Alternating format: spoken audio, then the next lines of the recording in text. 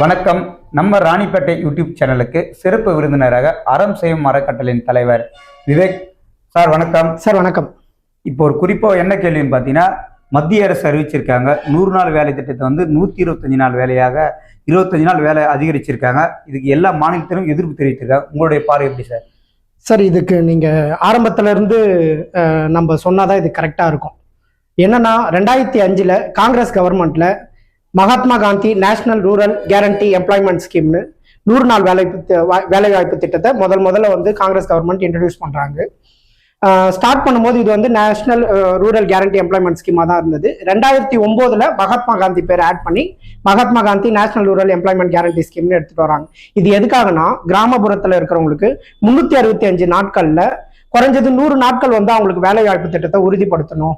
அந்த வேலை வாய்ப்பு பெரும்பாலான உமன், அதாவது பெண்கள் சார்ந்து பெண்களுக்கான வேலை வாய்ப்புகளா இருக்கணும். ஏன்னா இந்தியாவில் பார்த்தீங்கன்னா எம்பவர்மெண்ட் ஆஃப் உமன்ன்றது ரொம்ப நாள் ஒரு கனவாவே இருந்தது. ஸோ ஆஃப்டர் 2005க்கு அப்புறம் சென்ட்ரல் கவர்மெண்ட் ரொம்ப யோசிச்சு நம்மளோட எக்கனாமிக்ஸ் கிட்ட எல்லாம் கேட்டு இந்த ஸ்கீமை எடுத்துட்டு வராங்க. இது கிராமப்புறத்துல 100 நாள் வேலை வாய்ப்பு திட்டம்னு எடுத்துட்டு வரும்போது இது நிச்சயமா வந்து கிராமப்புற பெண்களுக்கு வந்து பெரிதும் யூஸ்ஃபுல்லா இருக்கும். அந்த வேலை வாய்ப்பு இல்லாம மேக்சிமம் வந்து 365 நாள்ல 100 நாட்கள்னும் போது குறைஞ்சபட்சம் அவங்களோட ஃபேமிலி அவங்க ரன் பண்றதுக்கு அவங்களுக்கு பெரிய யூஸ்ஃபுல்லா இருக்கும்ன்றதுக்காக தான் எடுத்துட்டு வந்தாங்க. இதுல இப்போ இன்னைக்கு நம்ம இப்போ சென்ட்ரல் கவர்மெண்ட் வந்து மாத்தி அறிவித்திருக்கிற ஸ்கீம் பேர் என்னன்னா Viksit Bharat guarantee Rozgar and Ajeevika mission Gramin சொல்லிட்டு விபிஜி ராம் அப்படின்ற நேம்ல ஸ்கீமை மாத்தி அமைச்சிருக்காங்க. 100 நாள் வேலை வாய்ப்பு திட்டத்தை 125 நாளா நாங்க கொடுத்துருக்கோம் அப்படின்றதான் சொல்லியிருக்காங்க. ஆமா, மத்திய அரசு சொல்லியிருக்காங்க. மாநில அரசுகள், அதாவது மத்திய அரசுக்கு எதிராக இருக்கிற மாநில அரசுகள் எங்கெங்கெல்லாம் வந்து அகேன்ஸ்டான பொலிட்டிஷியன் பார்ட்டிஸ் இருக்கோ அவங்க பிளஸ் லெஃப்ட் விங்ஸ் எல்லாமே போராட்டம் நடத்துறதுக்கு ஒரு முக்கியமான காரணம் என்னன்னா, இதுல கூட்டாட்சி தத்துவம் அடிப்படுது சார். அது மட்டும் இல்லாமல் ஃபெடரலிசம், நம்ம சென்ட்ரல் கவர்மெண்ட்டோட கண்ட்ரோலில் கம்ப்ளீட்டாக போகிற மாதிரி ஒரு சில விஷயங்கள் இருக்குது. இது நடக்குமா அப்படின்னா இன்னைக்கு இதை கன்ஃபார்மாக சொல்ல முடியாது நடக்கும்ட்டு. பட் இன் ஃபியூச்சர் இதுக்கு முன்னாடி நடந்த விஷயங்கள்லாம் நம்ம பார்த்தோம், அதை எடுத்துக்கிட்டோம்னா டெஃபினட்டாக இது அதை நோக்கி தான் போகுன்ற பயம் வந்து ஸ்டேட் கவர்மெண்ட்டுக்கு இருக்குது. என்னன்னா, இதுக்கு முன்னாடி இப்போ 100 நாள் வேலை வாய்ப்பு திட்டம் சார். இந்த 100 நாளில் குறைஞ்சது 365 நாட்கள்ல 100 நாட்கள் வேலைன்னு சொன்னேன். இந்த 100 நாட்கள் பார்த்தீங்கன்னா சேலரி தராங்க பார்த்தீங்களா, அந்த 100 நாட்கள் வேலை செய்கிறாங்க. எந்த வேலை வாய்ப்பாக வேணாலும் இருக்கலாம், கிராமத்தில் இருக்கிற எந்த வேலை வேணாலும் நீங்கள் செய்யலாம்.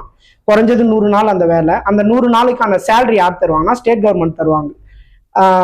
சென்ட்ரல் கவர்மெண்ட் தருவாங்க.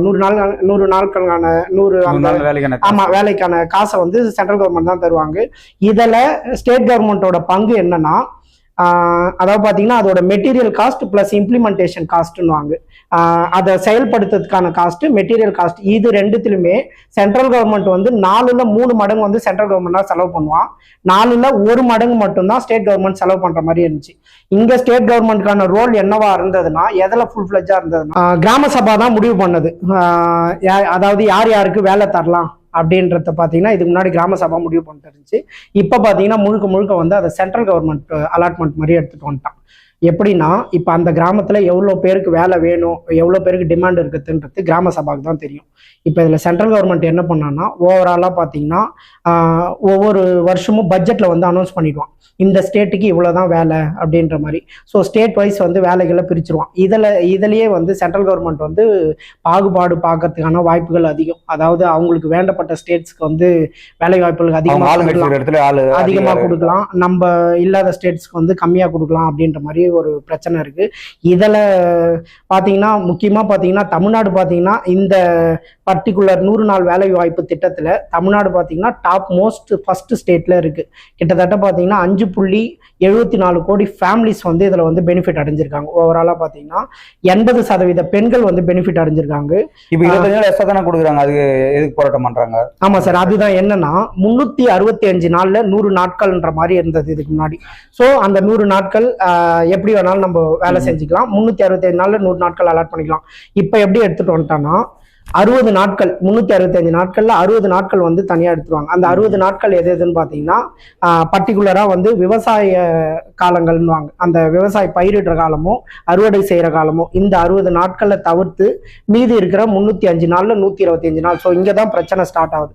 இங்க எப்படி பிரச்சனை ஸ்டார்ட் ஆகுதுன்னா, இந்த பர்டிகுலரா விவசாயிங்க அறுவடை பண்றாங்க பாத்தீங்களா, இதுக்கு முன்னாடி வந்து இந்த காலத்திலயும் இந்த டைம்லயுமே வந்து 100 நாள் வேலை வாய்ப்பு திட்டத்தை கொடுத்துட்டு தான் இருந்தாங்க, மக்கள் செஞ்சுட்டு தான் இருந்தாங்க. ஸோ விவசாயிகள் வந்து மக்கள் 100 நாள் வேலை வாய்ப்பு திட்டத்துக்கு போகாம நம்மளோட நிலத்துக்கு வரணும்னா அங்க கொடுக்கறத விட அதிக சேலரி கொடுத்து கூப்பிடுற மாதிரி இருந்துச்சு. குறைஞ்சது இப்போ 336 ரூபாய் கொடுத்துட்டு இருக்காங்க. இதை விட அதிகமா கொடுத்தாதான் மக்கள் வந்து அங்க போற மாதிரி இருந்தது எங்க விவசாய நிலத்துக்கு. இப்போ இந்த 60 நாட்கள் வந்து உனக்கு வந்து 100 நாள் வேலை வாய்ப்பை நான் தரமாட்டேன், விவசாய நிலத்தை நம்பி மட்டும்தான் நீ இருக்கிறன்னா, முதலாளிகள் அதாவது அதிகமான லேண்ட் வச்சுட்டு இருக்கிற முதலாளிகள் பெரிய லெவல் ஃபார்மிங் பண்றாங்க பாருங்க, அவங்க என்ன நினைப்பாங்க, என்ன இப்ப டிமாண்ட் இருந்தாதான் அங்க வந்து உங்களுக்கான வேல்யூ அதிகமாகும். டிமாண்டே இல்லை, எனக்கு வேலையே இல்லை, அப்ப நான் என்ன காசு கொடுத்தாலும் நீ வந்து என்கிட்ட வேலை செஞ்சு ஆகணும்ன்ற கட்டாயம் வந்தது பாத்தீங்களா. ஸோ இதுதான் வந்து முக்கியமான ரீசன். இந்த 125 நாளை வந்து இந்த மாதிரி பிரிச்சதுனாலதான் இதுல பயங்கர எதிர்ப்பு. அந்தந்த அரசுகளுக்கு பாதிப்பாகவும் மத்திய அரசுக்கு எப்படி இருக்கு? ஆமா சார், இது ஏன் மாநில அரசுக்கு பாதிப்புனா, மாநில அரசு வந்து நான் ஆரம்பத்திலேயே சொன்னேன், மாநில அரசு இதுல ஒரே ஒரு இது மட்டும் என்ன எடுத்துக்கிறாங்கன்னா, இம்ப்ளிமெண்டேஷன் காஸ்ட் பிளஸ் வந்து மெட்டீரியல் காஸ்ட் இதுல வந்து 1 மடங்கு. அது மட்டும் இல்லாம உங்களுக்கு குறைஞ்சது நான் வேலை கேட்கறேன்னு வச்சுங்க, இப்ப நான் தான் வந்து 100 நாள் வேலை வாய்ப்புல இருக்கிறேன், எனக்கு வந்து உங்ககிட்ட வேலை கேட்கறேன், 15 நாளைக்குள்ள நீங்க எனக்கு வேலை கொடுக்கணும். ஆமா ஓகேங்களா, அந்த மாதிரி நீங்க வேலை கொடுக்கலன்னா ஸ்டேட் கவர்மெண்ட் வந்து அதுக்கான ஃபைன் அமௌண்ட்டா போட்டு எனக்கு கொடுக்கணும். அதுதான் எம்ப்ளாய்மெண்ட் கேரண்டி. அதே மாதிரி நான் வேலை செஞ்சிடறேன், செஞ்சதுக்கு அப்புறம் 15 நாளைக்குள்ள நீங்க எனக்கு சேலரி கொடுத்துடணும். சேலரி கொடுக்கலனாலும் நீங்க வந்து அது காம்பன்சேஷன் அமௌண்ட்டா எனக்கு கொடுக்கணும். இது ரெண்டுமே ஸ்டேட் கவர்மெண்ட் கொடுக்குற மாதிரி இருந்துச்சு, மீதி எல்லாமே சென்ட்ரல் கவர்மெண்ட் தான். அதுலயும் 4ல் 1 மடங்கு மட்டும்தான் அந்த இம்ப்ளிமெண்டேஷன் காஸ்ட், மற்றபடி சேலரி ஃபுல்லாவே சென்ட்ரல் கவர்மெண்ட் தான். பட் இப்ப எப்படி எடுத்துட்டு வந்துட்டான்னா எல்லாமே 60-40ன்னு சொல்லிட்டான். அதாவது 60% சென்ட்ரல் கவர்மெண்ட்டும் 40% ஸ்டேட் கவர்மெண்ட்டும். ஏற்கனவே எனக்கு நிறைய பலு இருக்கு ஸ்டேட் கவர்மெண்ட், ஏற்கனவே என்னால ஃபண்டு பெருசா கொடுக்க முடியல. இப்ப இதுல 40% சேர்த்துட்டீங்கன்னா இந்த மாதிரி 100 நாள் வேலை வாய்ப்பு திட்டத்துல 40% நாங்க கொடுக்கணும்னா எங்க கிட்ட அதுக்கான ஃபண்ட் இல்லைன்றது தான் ஸ்டேட் கவர்மெண்ட். இதுல இன்னொரு விஷயம் எதிர்க்கிறதுக்கான ரீசன் என்னன்னா, ஆல்ரெடி பாத்தீங்கன்னா RT right to education act ஒவ்வொரு பள்ளிகளுக்கும் வந்து தனியார் பள்ளிகளுக்கு 25% வந்து ஏழை மாணவர்களுக்கான இலவச சீட் இருக்கு. ஸோ அது சமஸ்கர சிக்ஷா அபியான் சொல்லிட்டு இப்ப கொஞ்ச நாளைக்கு முன்னாடி கூட போராட்டம் எல்லாம் பண்ணாங்க அதுக்காக, லெஃப்ட் விங்ஸ் எல்லாம். என்னன்னா சென்ட்ரல் கவர்மெண்ட் வந்து நம்ம தமிழ்நாட்டுக்கு தர வேண்டிய எஜுகேஷன் ஃபண்ட் தரல, எங்களோட எஜுகேஷன் ஸ்கீமை நீங்க அக்செப்ட் பண்ணாதான் தருவீங்க அப்படின்ற மாதிரி. இப்ப இந்த விஷயத்திலையும் இம்ப்ளிமெண்ட் நான் ஆல்ரெடி சொன்ன பாருங்க, 15 நாள் டிலே ஆச்சுனாலும் சரி, சேலரி கொடுக்குறது 15 நாள் டிலே ஆச்சுனாலும் சரி, இது ரெண்டுமே யார் தலையில வந்து விடும்? ஸ்டேட் கவர்மெண்ட் தலையில தான் வந்துவிடும்.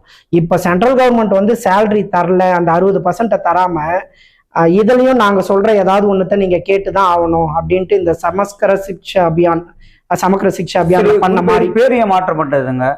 சரி, அதுதான் இதுல என்னன்னா, எல்லாருமே என்னன்னா இதுல பெயர் மாற்றத்தை வந்து பெருசா பேசுறாங்க. மகாத்மா காந்தி தப்பு தான். அதாவது என்னன்னா, நம்மளோட தேசப்பிதா அவரோட பேர்ல வச்சது உண்மையிலே ரொம்ப நல்ல விஷயம். அதை மாத்துறது நமக்கான கவலைகளா இருந்தாலும் அது மீறி இந்த ஸ்கீம்ல வேற என்னென்ன இருக்குன்றத நம்ம நிச்சயமா பார்த்தா ஸ்கீம்ல இருக்கு. அப்படி பாத்தீங்கன்னா காங்கிரஸ் இருக்கும்போது பாத்தீங்கன்னா நிறைய பேரை இதுக்கு மாத்துறாங்க. இப்போ நம்ம ஸ்டேட் கவர்மெண்ட்ல பாத்தீங்கன்னா நிறைய அம்மா திட்டங்கள், நிறைய திட்டங்கள்லாச்சு திமுக அரசோட மாத்தலைங்களே. அப்படி இருக்கும்போது பாத்தீங்கன்னா காங்கிரஸும் வந்து பிஜேபி மாத்தி வாஜ்பாய் இருக்கும்போது அந்த பேர்ல தான் இருந்திருக்கு. இப்ப அதிக இந்த பேர் வந்து இவ்வளவு பாராளுமன்றத்துல ஒழிச்சு சார், அதுக்கு ரீசன், முக்கியமான ரீசன் என்னன்னா, மகாத்மா காந்தி பேர்ல இருந்ததை நீங்க மாத்திட்டீங்களே. மகாத்மா காந்தியோட வியூவே எப்படின்னா, அதாவது அவர் என்ன வந்து ரொம்ப பெரிதும் விரும்பினார்னா, கிராமப்புறத்துக்கு கிராமத்துல இருக்கிற நிர்வாக அதிகாரம், கிராமப்புறத்துக்கான அதிகாரங்கள் ஓகேங்களா, அதாவது டீசென்ட்ரலைசேஷன் ஆகணும், அதிகார பரவல் இருக்கணும். அதுக்காக தான் கிராமப்புறத்துல வில்லேஜ் பஞ்சாயத்து வரணும்னு சொல்லிட்டு அவர் ரொம்ப எதிர்பார்த்தாரு. ஸோ அவரோட பேர்ல வந்து கிராமங்கள் வந்து எம்பவர்மெண்ட், புத்துயிர் பெறத்துக்காகவும் சக்தி பெறத்துக்காகவும் ஒரு திட்டமா தான் இது இருந்தது, குறிப்பா வந்து பெண்கள். ஸோ அதுக்காக தான் இந்த பேர் ரொம்ப அடாப்டேஷனா இருந்தது. இந்த பெயர் மாற்றத்து மட்டும் இல்லாம இதுல இவ்வளவு ஒரு குளறுபடி இருக்கிறதுனாலதான் இந்த திட்டம் 124 திட்டம் மக்கள் நல்ல திட்டம்ன்றீங்களா சார்? நிச்சயமா அதுதான். இப்ப இன்னைக்கு சென்ட்ரல் கவர்மெண்ட் என்ன சொல்றாங்கன்னா, 100 நாள் வேலை வாய்ப்பு திட்டத்தை நாங்க வந்து 125 நாளா மாத்திருக்கோம். அது மட்டும் இல்லாம 60 நாள் இதுக்கு முன்னாடி வந்து நீங்க விவசாய காலங்கள்ல 60 நாள் சேர்த்து தான் இந்த வேலை இருந்துச்சு. இப்போ அந்த 60 நாளை நாங்க எடுத்துட்டோம். ஸோ 125 நாள் பிளஸ் 60 நாள் வந்து நீங்க அங்கேயும் வேலைக்கு போய்க்கலாம். ஆல்மோஸ்ட் 185 நாள் நாங்க வேலை கொடுக்குறோம்.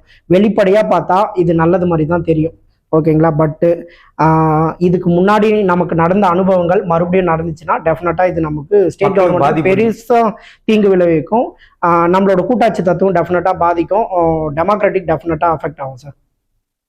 இது வந்து பாத்தீங்கன்னா இந்த திட்டத்தால வந்து பாத்தீங்கன்னா மத்திய அரசு வந்து வர தேர்தலில் வந்து இதனால ஓட்டு வங்கி என்ன பிளஸ் ஆகுங்களா மைனஸ் ஆகுங்களா சார்? டெஃபினட்டா இந்த ஸ்கீமோட சாதக பாதகங்களை மக்கள்கிட்ட வெளிப்படையாக எடுத்துகிட்டு போகணும் சார். வெறும் போராட்டத்தோடு நிறுத்திட்டு இல்லாமல் இப்போ நிறைய இடத்துல வந்து போராட்டம் பண்றாங்க. பட் மக்களுக்கு வந்து எதுக்காக போராட்டம் பண்றாங்கன்னு தெரியல. கிராமப்புற மக்கள் வெறும் பேர் மாத்தினாங்க. 100 நாள் 125 நாளா மாத்தி மக்களை சந்தோஷம் தானே படுத்தோம். இதுல என்ன பிரச்சனை அப்படின்ற மாதிரி தான் நினைச்சிட்டு இருக்காங்க. பட் இது உள்ள இவ்வளோ பிரச்சனைகள் இருக்கு. இது வந்து மாநில கூட்டாட்சி தத்துவத்தை டெஃபினட்டா பாதிக்கும். அதாவது ஃபுல்லாக வந்து சென்ட்ரலைஸ்டு கண்ட்ரோல் போட்டுச்சுன்னா ரொம்பவே இது கஷ்டமாயிடும் அப்படின்ற விஷயங்கள்லாம் மக்களுக்கு தெரிவித்து இதில் இவ்வளோ பிரச்சனைகள் இருக்குது அப்படின்றத தெரிவிச்சுன்னா டெஃபினட்டாக இது வந்து நம்மளோட எலெக்ஷன் அப்போ பெரிய ஒரு இம்பேக்டை கிரியேட் படுத்தும் சார். அப்போ அந்த ஸ்டேட்டுக்கெல்லாம் வந்து ஒரு ப்ளஸ் பாயிண்டாக தான் இருக்குன்னு நினைக்கிறீங்களா சார்? அதாவது என்னன்னா இப்போது ஸ்டேட்டுக்கு ப்ளஸ் பாயிண்ட்டுன்றதை விட இந்த ஸ்கீமை இம்ப்ளிமெண்டேஷன் பண்ணணும்னு யூனியன் கவர்மெண்ட் நினச்சா கண்டிப்பாக பண்ணிடுச்சு ஆல்ரெடி. ப்ளஸ் அதாவது எந்த தடைகளும் இல்லாமல் நல்லபடியாக எடுத்துகிட்டு போகணும்னு நினச்சாலும் அவங்களால எடுத்துகிட்டு போக முடியும். என்ன ரீசன்னா இங்கே வந்து பெரும்பாலான பவர்ஸ் வந்து மேக்ஸிமம் சென்ட்ரல் கவர்மெண்ட் கிட்ட தான் சார் கொடுத்துருக்காங்க. Union list, state list, concurrent லிஸ்ட்டுன்னு 3 லிஸ்ட்டாக பிரிச்சிருக்கோம். யூனியன் லிஸ்ட்னா சென்ட்ரல் கவர்மெண்ட் கிட்ட இருக்கிற அவங்க கிட்ட இருக்கிற அதிகாரத்தை வச்சு அவங்க கிட்ட ஒரு சில சப்ஜெக்ட்ஸ் அதில் அவங்க லாஸை கிரியேட் பண்ணிக்கலான்றது தான். ஸோ இந்த ஸ்கீம் சொல்லுங்க சார். ஒரு குறிப்பாக வந்து பார்த்தீங்கன்னா இப்போ இந்த ஆள் இந்த கிராமப்புறத்தில் இவங்க தகுதியற்றவங்க, இவங்க வந்து தகுதியானவங்க, இந்த மாதிரி ஆள் தேர்ந்தெடுத்து சார் உண்மையிலே அந்த ஊராட்சி இருக்கிறவங்களும் அவங்க வந்து தேர்ந்தெடுத்து இவங்க வந்து பார்த்தீங்கன்னா சாப்பாட்டு கஷ்டப்படுறாங்க, இவங்க இந்த 100 நாள் வேலை கொடுக்குறாங்க அந்தந்த ஏரியாவில். கண்டிப்பா சார், கண்டிப்பா நல்ல யார் தேர்ந்தெடுப்பாங்க இந்த வேலைகளை சார்? அதுதான் இப்போ நீங்க கேட்டீங்க பாருங்க, இது உண்மையிலேயே நல்ல கேள்வி. ஏன்னா அதாவது என் கிராமத்துல எவனுக்கு வேலை வேணும் எனக்கு தான் அந்த ஊராட்சிக்கு தான் தெரியும், ஊராட்சியில தான் தெரியும். ஸோ கிராம சபாவுக்கு தான், கிராம சபான்றவங்க நம்ம மக்கள் அடங்கியது தான், ஒரு வில்லேஜ் மக்கள் அடங்கியது தான் கிராம சபா. ஸோ அந்த கிராம சபாவுக்கு தான் தெரியும் இங்க யார் கஷ்டப்படுறாங்க, யாருக்கு வேலை கொடுக்கணும். அந்த கிராம சபா மாதிரி தான் கோர்ட். ஆமா, கோர்ட்டே கண்டிப்பா கண்டிப்பா சார். ஸோ கிராம சபால முடிவு பண்ணுவாங்க இந்த மக்களுக்குலாம் வேலை வேணும். ஏன்னா அவங்க வந்து அங்கதான் போயிட்டு ஈஸியா டிமாண்ட் பண்றாங்க. டிமாண்ட் பண்ணும்போது ஓகே உண்மையிலேயே உங்களுக்கு வேலை வாய்ப்பு தரலாம். இப்போ சென்ட்ரல் கவர்மெண்ட் அலாட் பண்றாங்கன்னா சென்ட்ரல் கவர்மெண்ட் ஓவராலா ஸ்டேட்ஸ்க்குன்னு அலாட் பண்ணிடுவாங்க. அதுலயும் பாகுபாடு நடந்துச்சுன்னா நம்ம இப்போ இன்கேஸ் வந்து தமிழ்நாட்டுக்கு ஒரு 80 லட்சம் வேலை வாய்ப்பு தான் அலாட் பண்றாங்கன்னா தமிழ்நாடு வந்து டிஸ்ட்ரிக்ட் வைஸ், ஸ்டேட்ல வந்து டிஸ்ட்ரிக்ட் வைஸ் பிரியும். டிஸ்ட்ரிக்ட் வைஸ் பிரியும் போது குறிப்பிட்ட வேலை வாய்ப்புகள் மட்டும்தான் அலாட் பண்ணுவாங்க. ஸோ இந்த மாதிரி குறிப்பிட்ட வேலை வாய்ப்புகள் அலாட் பண்ணும்போது எல்லா மக்களுக்கும் உங்களால வேலை வாய்ப்பு கொடுக்க முடியாது. மேல இருக்கிறவங்க தான் வேலை வாய்ப்பு அலாட் பண்ணிடுவாங்க. ஸோ அதுலயும் சென்ட்ரல் கவர்மெண்ட் என்ன சொல்றாங்கன்னா வேலை வாய்ப்புகள் நாங்க கொடுக்குற வேலை வாய்ப்புகளை நீங்க கொடுங்க.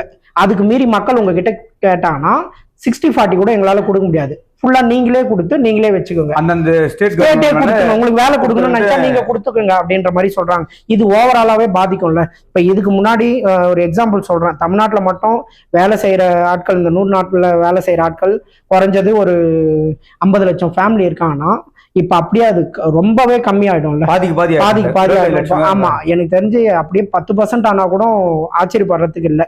ஏன்னா சென்ட்ரல் கவர்மெண்ட் வந்து டோட்டலாவே ஒட்டுமொத்தமா தான் அலாட் பண்றாங்க. ஸோ தேவையான வேலை வாய்ப்புகளை அலாட் பண்ணுவாங்களான்றதும் தெரியாது.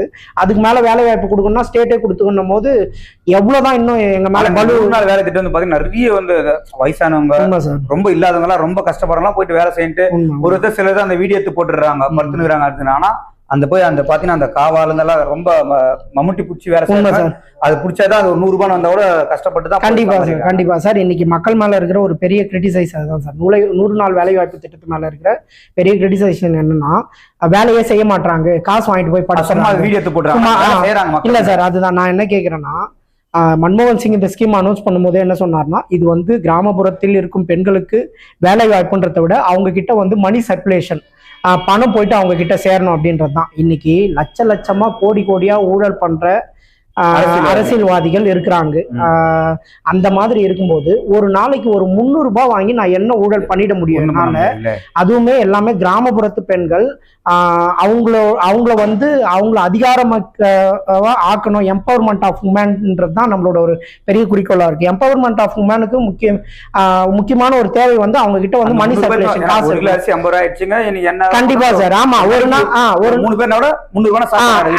ஆமா, ஒரு நாளைக்கு 300 ரூபாய்னா அந்த ஃபேமிலியில ஒருத்தருக்குன்னும் போது ஒரு நாளைக்கு 300 ரூபாய்னா மாசம் ஒரு 9,000 ரூபாய். ஓகேங்களா, 350 ரூபாய்னும் போது அது 9,000 ரூபாய்ல இருந்து 10,000 ரூபாய் ஆவரேஜா வரும்போது அது அவங்களோட அடிப்படைக்கு தேவைகளை பூர்த்தி செய்ய தான் இருக்குமே. இப்போ 50% வேலை செஞ்சாலும் இப்ப 25% வேலை கொடுத்தா 25% குடும்பம் என்ன டெஃபினட்டா பாதிக்கும் சார். கண்டிப்பா பாதிக்கும். ஆமா, உண்மையா பாதிக்கும் சார்.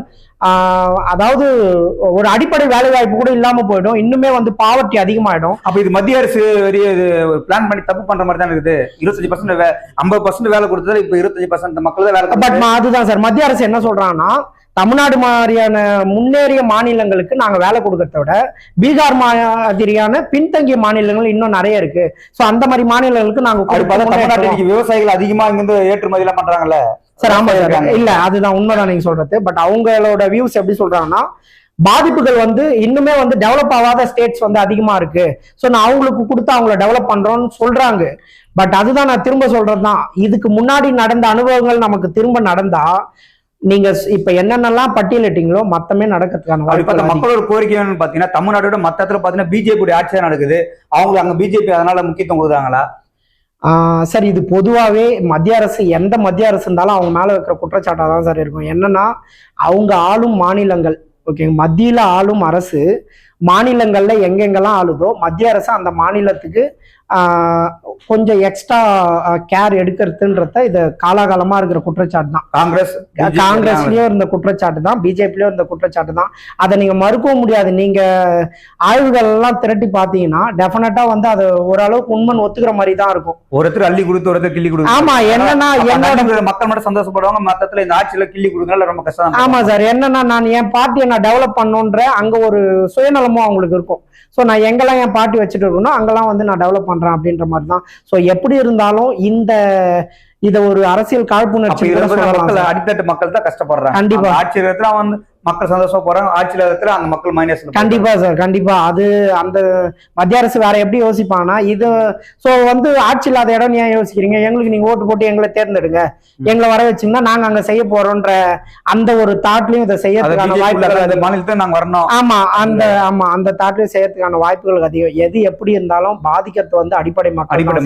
ஏன்னா வறுமை ஒழிப்பு மட்டும் இந்த Mahatma Gandhi national rural employment guarantee scheme மூலமா கிட்டத்தட்ட 26% வந்து வறுமை ஒழிப்பு நடந்திருக்கு இங்க.